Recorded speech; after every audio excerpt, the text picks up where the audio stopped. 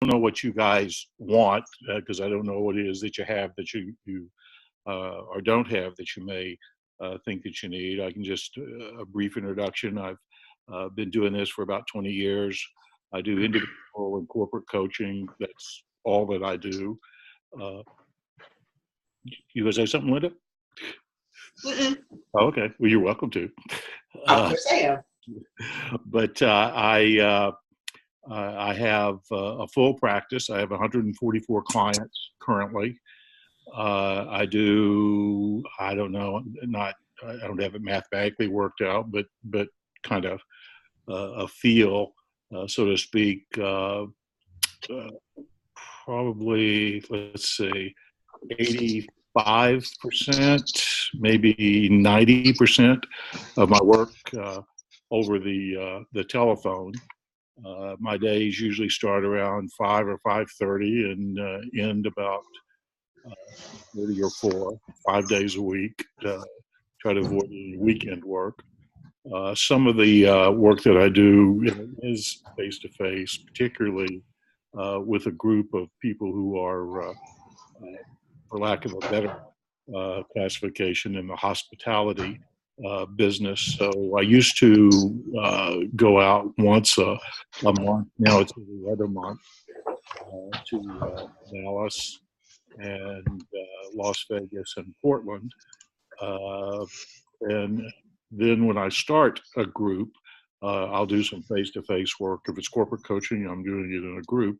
But there are many of my clients I've never seen. I've seen them on TV. I've seen them in magazines. But I've never been with them face to face. So with an ugly mug like this, that's probably to my advantage.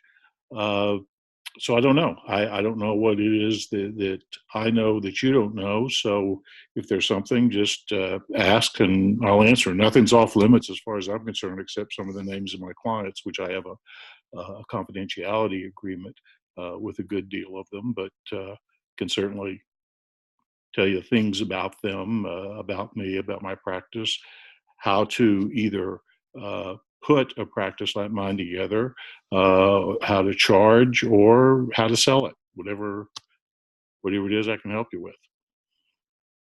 Thank you, David. I appreciate the intro.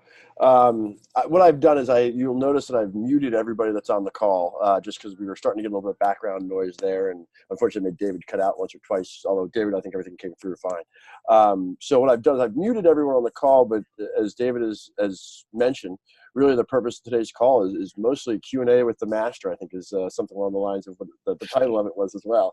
So David, yes, you're the master, just so you know.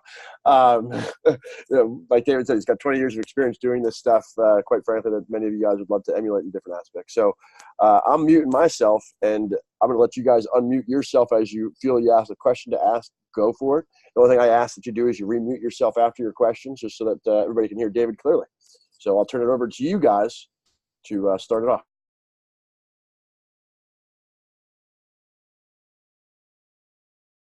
Okay, when you all talk at the same time, I can't hear you. So David Harmon here. How are you? I'm doing just right. How are you? Good, thanks. You're all dressed up, looking, man. Well, yeah, it's, you know, ready to charge somebody some serious dollars. You got it. You got it, hopefully. So you've done this a long time, Yeah. and you and I met first quite a while ago. And I was happy to go through your program a few years ago. What's changed? How's your practice evolved? What's changed? What adaptations have you had to make? How's it morphed into today? How it's different from before? Yeah, I think it's a lot simpler now than it was, and when I didn't know what I didn't know, and as I was kind of making it up as I was going, I think I put too many variations, too many rules, too many. Oh, I'm gonna make this special for you, and as I've gotten older and more crotchety, and actually, as I was a bit wiser, I've made it just as simple as I can make it. My practice now is, as I said in the introduction, just two parts. It's individual coaching, and that's defined as anybody that I'm just coaching one-on-one that either hires me and pays me out of their pocket, or a company hires me, such as the Bosch Corporation, and they say, well, here, I want you to coach this one or a couple of these or three or four of these, whatever that is. I don't call that corporate coaching. I call that still individual coaching, even though sometimes with Bosch it was as many as 12 people.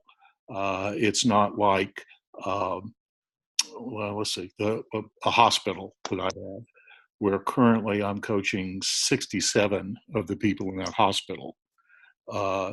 The leadership in that hospital, everyone from the CEO down to the first line of management. Now, when I say everyone, I'm not coaching all of them. They've got more than 67 leaders.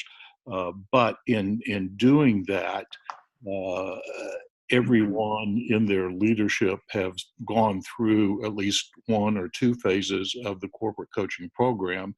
So when I'm coaching Mary, and she's with the Bosch Corporation, and she starts talking about Jerry, I don't know anything about Jerry. I just know what Mary in her pre-chewed food has told me. But if I'm coaching Bill at the hospital where I'm doing corporate coaching, chances are I know who Jim is when he refers to Jim, and chances are I'm even have a coaching call with him in a day or a week or a couple of weeks from now. And so that's kind of the difference. Is that too wide for the question you asked? No, not necessarily. I'll have some follow-ups. Okay. So I'm going to keep talking until somebody interrupts me. Okay. So do you still lead with the process every time? And if so, which one? I do. And again, it just makes it easy for me. I could do it with any of them, but I choose to do it with the one that's labeled coaching. It has 12 chapters in it. I do 2 at a time.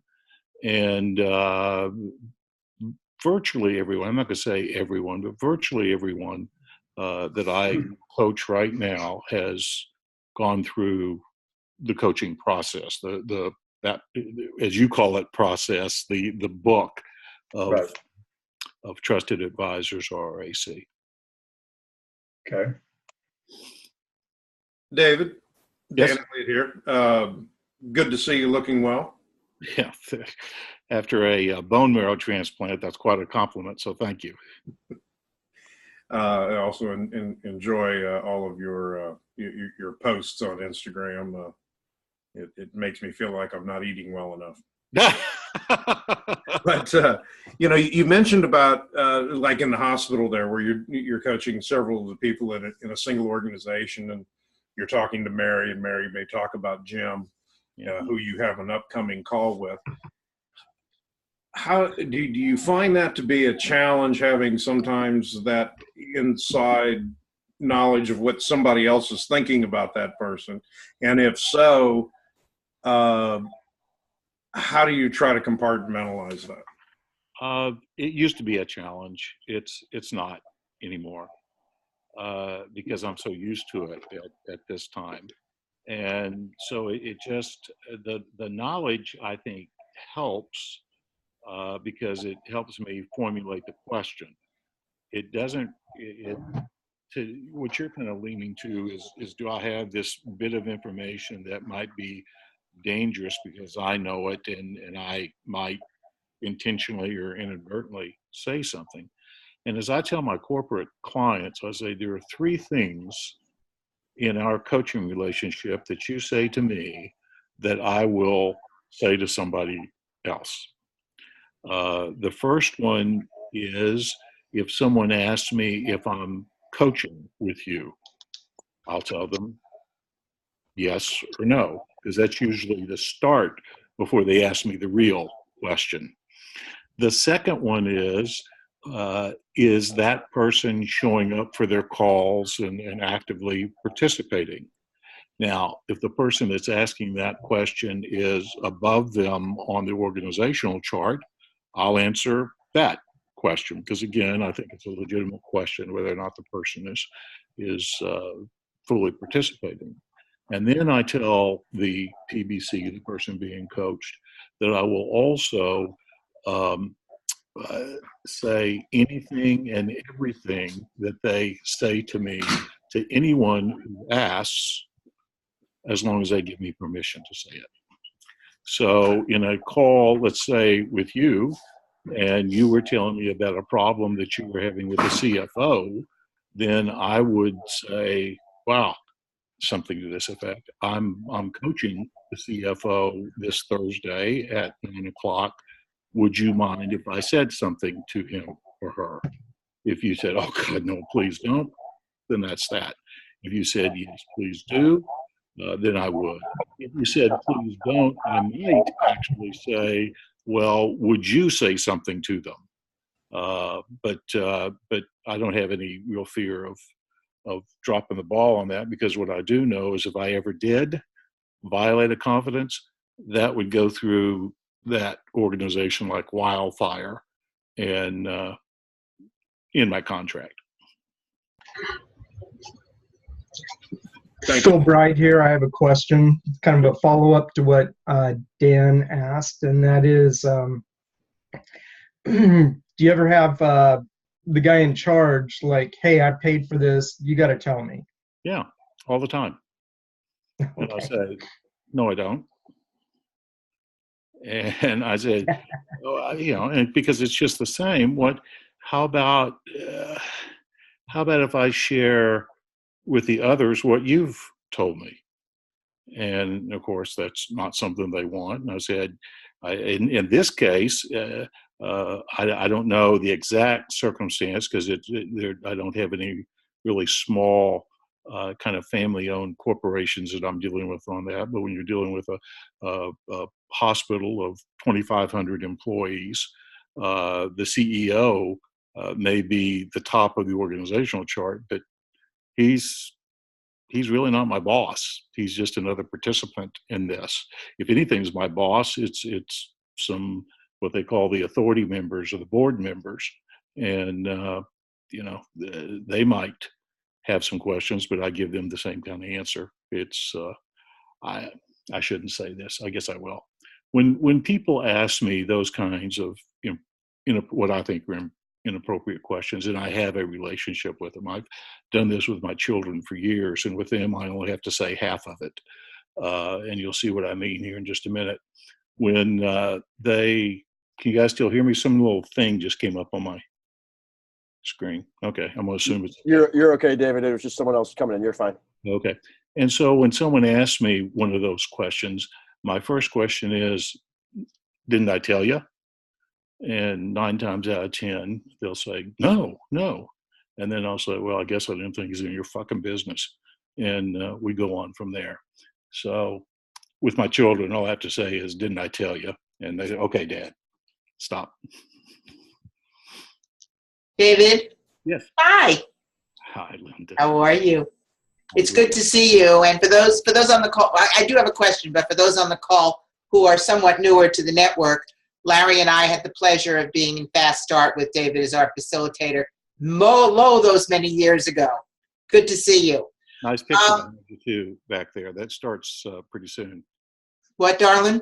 The master's picture back there. That's a nice picture. Oh, yeah, true. We were actually there once or twice. Anyway, when you were talking about confidentiality and keeping that, but my question to you is, if you were coaching person A and they told you something about person B, would that influence the way you then approached or coached person B? Sure. Okay. That's the advantage of corporate coaching is that I don't get hornswoggled as often as I do with individual coaching. If I'm coaching person A, in the Bosch is just the best example of it. In the largest privately owned corporation in the world, chances are all I know about person B is what person A told me. And I don't know. But in one of these other cases where not only do I know, but I'm coaching person B, when they tell me something, it has two effects. Number one, in my wee little brain, I can ask another question to make sure that what they think they heard is what they heard, or how they feel is really how they ought to feel. And number two, chances are that incident already came up in another coaching call. Because if I'm coaching person A on Thursday, it may be that person B they're telling me about, the thing happened on Monday, and on Tuesday I was talking to person B. And then that's another reason why I have them do that week in review form, because a lot of times someone will send me something and I don't really know all the facts, but I can see it in the week in review form, and that's person A. And then person B, when I'm actually coaching them, I can kind of see what person A wrote about that and have a chance to ask them some questions. But never do I divulge that, oh, I got this on the week in review, gotcha. It just helps him with the knowledge base. Thank you, dear. Good to see you. Good to see you. Hey, David, this is Glenn Clanton in Atlanta. Well, on an individual basis, usually they want to talk about whatever problem or concern they have. How do you get them to embrace the concept of going through the manual with you? Going through the manual? Yes, sir. Well, it's I don't know how to say this. I guess I don't really care if they do or they don't. That's phase one, and it's kind of like at a restaurant. You pay for the food, and if you don't want to eat the Kobe beef, you can leave it on the plate, and we'll give it to the dogs. In this case, if they don't want to do the work in the manual, then that's up to them. To me, that would be very similar to us going through a coaching call that has nothing to do with the manual, asking them a question, and they say, well, I really don't feel like talking today. Okay. See you next time. I mean, I don't know how else to say that. That's kind of glib, but that's really how it is. And I used to be afraid of that, but I'm really not too much anymore. There's some people that really don't embrace that, but I assure them that the process is going to be a lot more effective if they will, because a lot of things come out while we're going through that process that I couldn't discover sense without having that whole process as you're thinking of it, that I call phase one, really is kind of the dating process for me. It's me getting to know them. I mean, I can't imagine. I'm just not that kind of guy. I'm not shy, but I just can't imagine having the same result if I just, without that, here we are, and you've paid me a large sum of money, and we have our first call, and I say, well, how'd you like to spend our time together today? Well, I don't know. I mean, because we have no kind of background. You don't know about me. I don't know about you. You haven't experienced this process before. So going through, as you call it, the manual, I have that opportunity to hear what kind of learner they are, what their speech patterns are, for them to get to know and trust me during that period of time. So how much of the call is spent on the manual as opposed to addressing specific concerns and needs they have? Almost none. I mean, the calls, the manual is for their benefit, and the calls are all the same. I guess maybe I could say or mention something about that, because I don't know who's gone through the coaching academy and who has not. But my calls are scheduled for 30 minutes at a time. And the average call that I have is between 10 and 12 minutes of time. So I'm not leafing through that thing. I expect them to have leafed through that. And if they have comments, questions, or concerns about that, we'll get into it. But as we go forward, I presume they've read it, they've digested it. So when I refer to something that's in there, I assume they know what I'm talking about. Thank you. David? Okay. Hi, so- David. David? Hello. David, I have a quick question. Do you use assessments in your practice with your clients? The only assessment that I use is the DISC. Okay. Okay, Phil Bride here. Question. So they want to learn, they just screwed up and they didn't read it, or they didn't do the homework, or they got Wait, or whatever. let's just reschedule. Small loss, big operation. It's one-on-one, no big deal. That gives me a chance to play golf clash or something. David, this is Virginia. You mentioned in your introduction how you structured or built your practice and your pricing structure. Could you expand on that a little bit? Yeah, the structure of what I have comes in what I call 3 different phases. Phase 1, as Glenn called it, the manual, that's going through that. Phase 2 then goes to what you would have learned in the coaching academy, which is using a week in review and having some assignments, but it's still pretty much free flow coaching. Then phase 3 is strictly coaching, which is you send me a week in review, and each session is basically the same. Got your week in review. I've read it. Anything to modify? No. How do you want to spend more time together? Boom, boom, boom, boom, go. And we're out. That's the structure. Now, if I'm doing corporate coaching, then the first 8 sessions are in a group of people usually. And so it may be 6, 8, 10, 15 people in a group. And let's say like the hospital that I've been coaching for 15 years now, or a hospital I've been coaching for 15 years. And so I'll have this group of, let's just make up a number, 8 people that are there, and we do the very same thing. We go through those 8 sessions with the action plan and everything. Now that lasts longer than 30 minutes to do like that. But then they leave and they come back the next week and the next week and the next week. But when they finish on the 8th session, and I've got a calendar, and I've told them to bring their calendar, and we schedule the first call at that point. That's the last time that I ever intend to really see them, unless I bump into them at Taco Bell or something. And so at that point, we do phase 2 over the telephone, and then phase 3. So the corporate coaching and the individual coaching are primarily the same. It's just we have that little bit of face-to-face time. The pricing is pretty simple. That's the other thing that always used to get me, was that there were people, lots of coaches and people who are putting these things together needed a lot of time to get together to put their pricing together for somebody.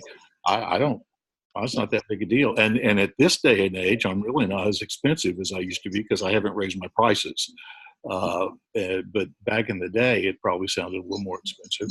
But now I think I'm pretty cheap, or at least inexpensive. It's $6,000 to take you through phase 1 and phase 2. This is for the corporate. And then $600 a month to go from that point on. And there's some price breaks if you pay a year in advance or 6 months in advance. But if you pay month to month, it's $600 a month. That help? Yes, thank you. You're welcome. Hey, David. Yes. Yeah, this is Bob. Thanks for the all the information. How many of your clients are long-term, folks who you've just been coaching for years and you just help them through basically all of their? Yeah, I've got my longest coaching client, and I have one. I've got 13 years. I've got 4 others that I've coached somewhere between 15 and 18 years. And then some of my corporate clients, again, at the hospital or well, let's just take that for example.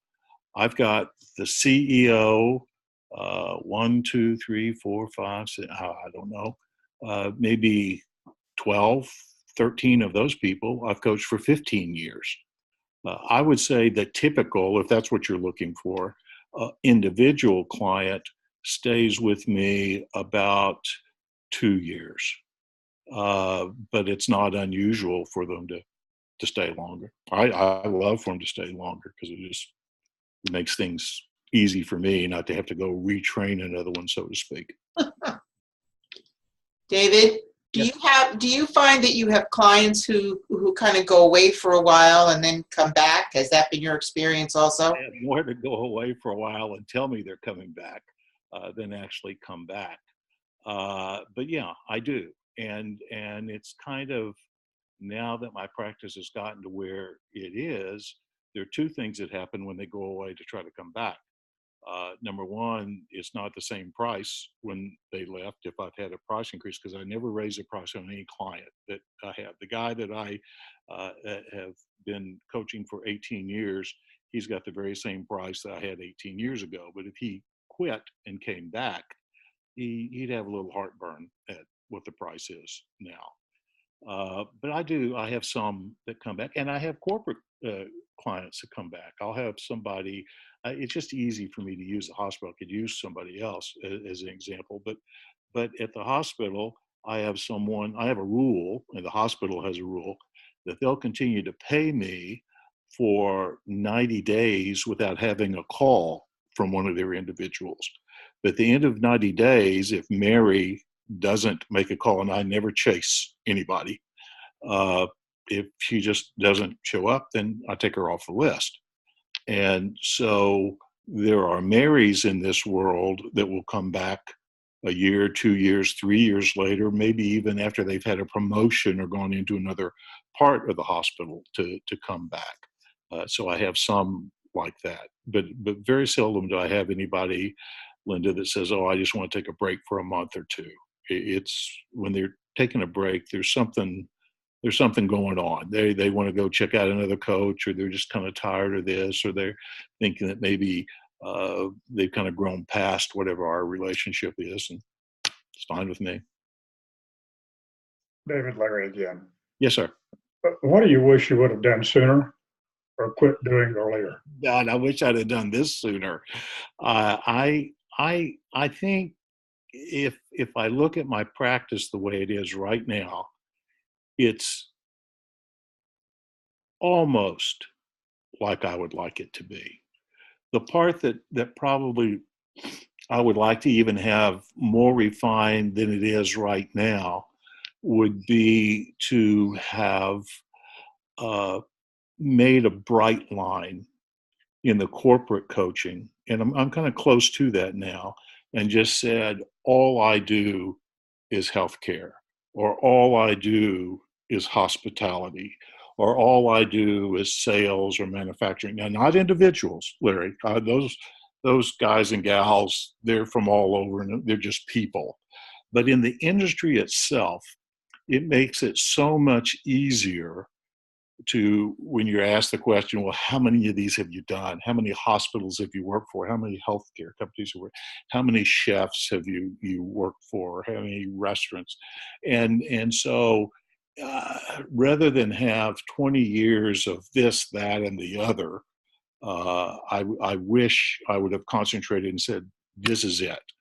And had I done it, it would be exactly where I am right now. It would have, in my corporate coaching, it would have been healthcare, which is pretty wide, everything from hospitals to, I coach the largest OPO in the United States, organ procurement organization, but still healthcare. So it would be that, and it would be the hospitality industry, chefs, restaurants, that kind of thing, hotels. Just because it's easier to sell. Hi, David. It's Nancy. Hey, Nancy. It's so good to see you. Good to see you. Can you hear me? I can hear you. Can you hear me? I'm on my cell phone sitting in the parking lot. I got my hearing aids on. That's what I'm hoping for. First, a question on the side. Are you still working with Joan, and how is she doing? She's yes, no, maybe. We're still working together. We don't do any corporate work together, although she does all of my 360s and those kind of things that I do. Mm-hmm. Doing, I mean, remarkably well, for someone who had a brain aneurysm to suffer through that. I mean, just like my bone marrow transplant, it's like the sniffles compared to what she went through. So She's doing, I would say that Joan Walsh is about 87 to 90%. And she's worked around the limitations that she has with her energy and that kind of thing. But she's doing well. Thanks for asking. that's good to hear because she's phenomenal. She's like a great inspiration to those of us in the network who knew her. So another question back to, I'm very impressed with the model that you've used in the hospital systems. And as you know, I'm attempting to introduce it into, to at least to the Minister of Health in Ethiopia. They've got challenges in terms of helping their doctors grow as leaders. Mhm. I know you've done international work. What sort of cultural obstacles do you think I'll face? Oh, wow. Lots. Hmm. I mean, even in cultures that are not as diverse from ours as what I would imagine Ethiopia would be, I face that in Germany. Hmm. Face that in even the UK with clients that I have there, and certainly with those snobs in France. I didn't mean that. I mean my good clients in France that I love so much. But there are things. A lot of my practice, a lot of who I am is with storytelling, and the stories don't translate nearly Okay. as effectively outside of the United States as they do. And so I've done this long enough internationally that I'm a little more aware of that, but it just cuts my stories down from a bushel basket to just a small bag of M&Ms size. I I can make it through. Good to know. That's a big help. Thank you. You're welcome. Anybody else? Hi, David. This is Heather. I just had a quick question. You mentioned your sales process in the beginning. I'm wondering, what is your value proposition that you share with potential clients? Yeah, well, yeah, I don't know that I have an off the cuff answer to the value proposition. I will say this, that when I'm doing, and I've got to separate this now in individual coaching and corporate coaching. When I go into a corporate coaching sales call, so to speak, my value proposition is that I can provide for your people, your leaders, uh, executive coaching for what right now you're paying for training and development. And I believe that's exactly what I do. I believe that my executive coaching model is different than someone that comes in and says to that corporate client, I want you to hire me as an executive coach. And they do the model of showing up at that place and doing face-to-face coaching with them over a period of time and charge an astronomical amount of money, but they're also spending, in my opinion, an astronomical amount of time. And so my structure, because it's over the telephone, allows me to reach more people at a lesser price, but the end result is the same sort of thing they get from, quote, the other executive coaching models. I had a, this is exactly how I sold the OPO in Los Angeles, who just insisted they wanted to fly me out to Los Angeles to do these sessions every time. And when that grew to be 27 people that I was coaching there, they could see that model probably wasn't going to work very well. And now that we're on the phone, that none of them are kicking dust, and obviously I can do it a lot less inexpensively by doing it on the phone instead of face to face. Great, thank you. You're welcome. Adam Pressman, can you hear me? I can. Great. When we did Coaching Academy together, there weren't nearly as many people involved in the game as there is now, and I get a lot of, I wouldn't say resistance, but just questions about the value of certifications with various people. What are your thoughts on that briefly? You know, Trusted Advisors, the Coaching Academy gives you a certification. And when I helped them put that program together, I agreed to build that in to that as for you, the participant, a value proposition that you come out being a certified coach. I have turned down certifications of every coaching school I've ever gone to over my years. I never mentioned to anybody in the sales pitch, so to speak, that I'm a certified coach, and virtually no one asked me that. In my 20 years, the only people that have ever asked me about being certified are other coaches who want to look down their nose at me because they're certified and I'm not, and ooh, that really bothers me. And oh, I can't think of the name of the company. Oh, gosh, they've been in the news. Boeing in St. Louis, and I thought that was an awfully strange question. Just wanted to know about my certification, and then I found out later on that they have internal coaches who are ICF certified, and they were the ones that were really driving those questions. The person that was there wasn't a coach, but they were getting the questions from their internal coaches. But that's the only corporate entity that's ever asked me about certification. So about the same as it was last time. Thanks. About the same without the. Kind of as a follow-up to this, what would you say percentage-wise are What else? Anybody else? Any new people versus referrals? I have a question, actually. Silence me no. I have a question.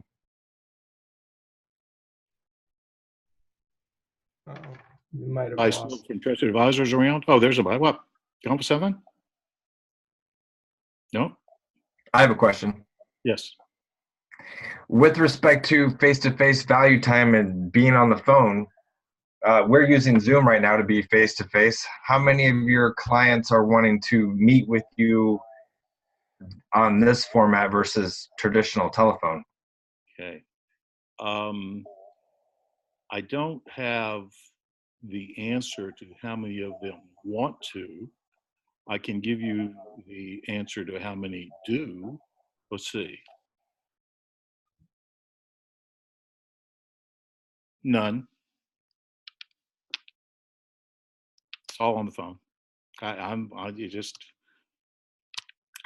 think the phone, this is just me. I think the phone is more effective. I always go to Stevie Wonder or anybody that has lost their sight and say that the other senses are much sharper when you take something like that away. And I believe I can discern a whole lot more in a coaching call in my listening than I can by seeing the trophies back there that you have on your wall, or Linda's poster of the Masters, or a booger in somebody's nose. I just think it's more effective just to do it that way. Excellent. Thank you. You're welcome. I'd like to answer Scott momentarily. Having gone through affiliate coaching with David on the telephone, because back then Zoom wasn't available, there are certain, I like face-to-face stuff, but there is an advantage to the telephone because David can put himself on mute and just let me rattle on for a while and solve my own problem. So there are some advantages to not seeing the other person. There really are. And I just think there's so many distractions when it's face to face or when it's like this. And there's the chance of technology not working out so well. I mean, I live on a small drinking island with a golfing problem out here in the middle of the Atlantic, and my internet is not all that stable. And so I just soon not have that interference. What else? Anything else? Starting to sound like a no. Wait. Yes, I do. Phil Bride, Portland, Oregon. So regarding, In 2 weeks, by the way. what's that? I'm going to Portland in 2 weeks. Oh, for vacation or? One of my favorite restaurants in all the United States is their Naomi Pomeroy's Beast. Don't know it. That's what all you damn Portland people say. My God, she's a James Beard Award-winning chef, and if they've only been there for 11 years, so I can see how you might not have gotten to it yet. But anyway, go ahead. That's too funny.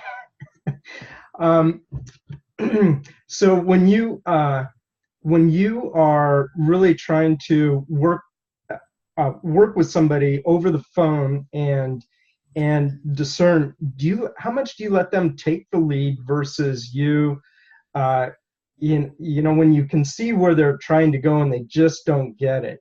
How much do you kind of jump ahead and just go, okay, I'm done waiting for you, and just grab them and pull them along? Almost none. Almost none.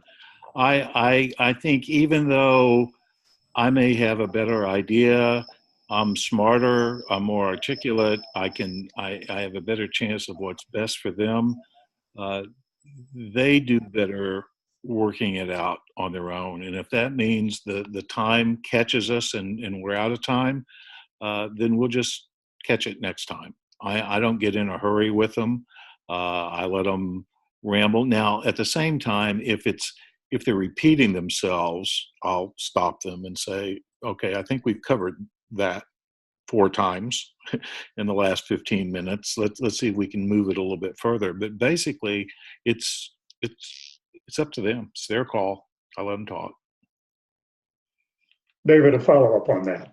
Sure. To what extent do you tell them ahead of time that this is the way that these issues will be handled? In the kickoff meeting, in the scope of work meeting, depending, once again, if it's individual or if it's corporate. When I do corporate coaching, I usually have the CEO, the hospital administrator, the hotel administrator, whoever it is, come in and help with the introduction. And so he or she could say, I did the same thing you're doing. And they give a little bit of a synopsis. When they leave and shut the door, I tell the group, well, he really butchered that. I guess it was a long time ago that when he did that, let me tell you how this is really structured. And then I go through to make those kind of things clear. On the other hand, I don't have that kind of introduction. If your boss at Bosch hired me to coach you, and all of a sudden this is our first time talking on the phone, not like we are here on Zoom, then that whole first session is just going over the rules that basically say there are no rules, and this is up to you, and you're driving this process. Thank you. You're welcome. So if somebody's not making progress and they seem to be stuck and just not moving along, or don't get the GPS, for example, they just don't get it, and they can't get specific enough, how long do you just let them keep kind of searching and trying, and how do you deal with that? It depends what it is. I mean, it may be that what they're searching and trying for, we're not really going to get ever in the coaching process. It's just to lead them to whatever that is, whether it's someone to help them do their resume or their taxes or their legal problem, or whether it's some kind of a weight issue or a therapeutic issue, medical issue that they have. It's just to get them directed to the people that can help them. So you get that a lot when one of the issues in their personal life is losing weight, and you ask them how they're doing, and they say, well, not so well. I gained 6 pounds. Wow. You happy with that? Maybe they are. Maybe they've given that up and they want to take that off and they want to go. I'm not going to presume that. But at the same time, if they're not, I can't get them to lose weight. I don't have a program that's going to hypnotize them, or certainly a guy that's as large as I am that has more chins than a Chinese phone book is not going to be able to be the model for weight loss.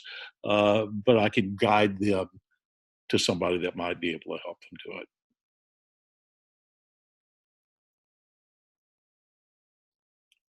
Anybody else? Hey, David. Yes. Yeah, hey, this is Bob again.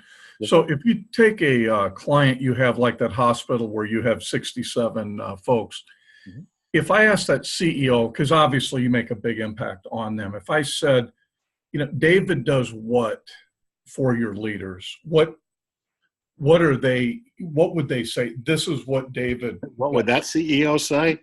Well, I can actually go ask him that. I'm having dinner with him at 6:30 tonight.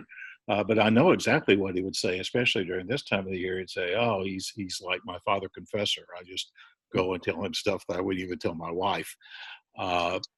And he would say that halfway seriously, because I hear him say that in the introduction when the people are there. mhm. That this is a guy that's unlike any relationship you'll ever have. He doesn't have a dog in the hunt. We don't have him hired here to make sure the hospital makes more money or to make sure that the hospital has less turnover or whatever. He's hired here to do what's best for you. And unfortunately, if what's best for you, he always says that, is leaving the hospital and getting your dream of being the champion underwater basket weaver, then we'll miss you, but that's what we want to happen. And so I think that's what he says. He really takes it as executive coaching, having a relationship to help close the gap between where each individual is and where they want to be. Okay. Thank you. Mm-hmm. Certainly, there must be some corporate goals that these guys have in the back of their mind that they're being held accountable to. Well, you're talking about the guys that initially hire me or the Yes. people that I'm coaching? Guys who hire you. Yeah. The guys that hire me have a myriad of goals that they think that this will help with. And I don't know how to explain this, but let's just take the CEO who has, I'm just going to make up a number here, 15 vice presidents that report up to him. There are certainly corporate goals that he has that the board are holding him accountable for. But he's bought into the fact that taking each one, I don't know how much visual I've got here, but by taking each one of these and making them individually stronger, sets the hospital on their backs and raises it up. So as they get stronger, the hospital gets stronger, whether it's turnover or whether it's income or whether it's higher quality scores or whatever the case may be. And that's what they buy into. And he believes that coaching someone to go find another profession or another hospital is a whole lot more effectively than disciplining them and ultimately terminating them. Let them just move on themselves. That's a pretty sophisticated perspective to have. It is. Okay. But Yeah. I mean, that's what I'm selling. And I mean, if they want somebody to help raise their quality scores, then go get somebody that's in the quality department in some place that has one of those businesses to come in there and help them. But not everybody is in there working on quality, but everybody in the health system is working on themselves. Yeah. But not necessarily taking time to work on themselves. And I can reach issues they can't in those calls, whether it's a drug problem with their child. Hell, I've got one, God bless her, her son's in the jail, not in prison, haven't been convicted yet, of first-degree murder charge. Now, you think she's going over there and telling her employer about that? Hell no. But we talk about it every other call. Yeah, I had the same reaction.